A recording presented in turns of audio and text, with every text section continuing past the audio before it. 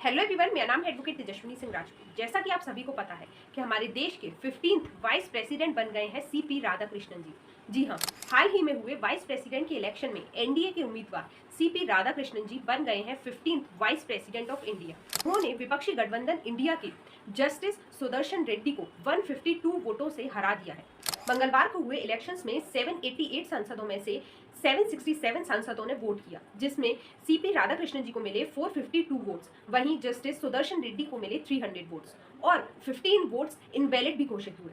तो ये ऑब्वियस सी बात है कि जो अपोजिशन पार्टी है उसके पास एकजुटता नहीं है, बिकॉज अपोजिशन के 14 सांसदों ने सीपी राधाकृष्णन जी को वोट किया। देखिए, जैसा कि आप सभी जानते हैं कि जो हमारे देश के वाइस प्रेसिडेंट थे जगदीप धनखड़ जी, उन्होंने 21 जुलाई को हेल्थ कंडीशंस के चलते अपनी पोस्ट से वाइस प्रेसिडेंट की कुर्सी से रिजाइन कर दिया था।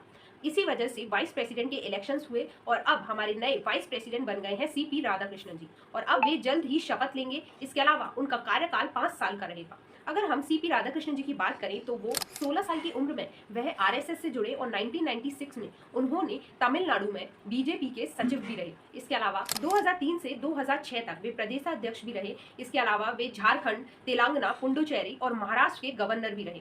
मैं बता दूं कि वाइस प्रेसिडेंट हमारे देश का दूसरा सबसे बड़ा संवैधानिक पद है। इसके अलावा आर्टिकल 64 ऑफ इंडियन कॉन्स्टिट्यूशन कहता है कि जो वाइस प्रेसिडेंट होगा वो राज्यसभा का चेयरमैन भी होगा, और आर्टिकल 66 बात करता है वाइस प्रेसिडेंट के इलेक्शन। इस पूरी वोटिंग प्रोसेस में दिलचस्प बात ये रही कि आज जो अपोजिशन पार्टी है उन्होंने क्रॉस वोटिंग की बात कही और क्रॉस वोटिंग भी कर दी।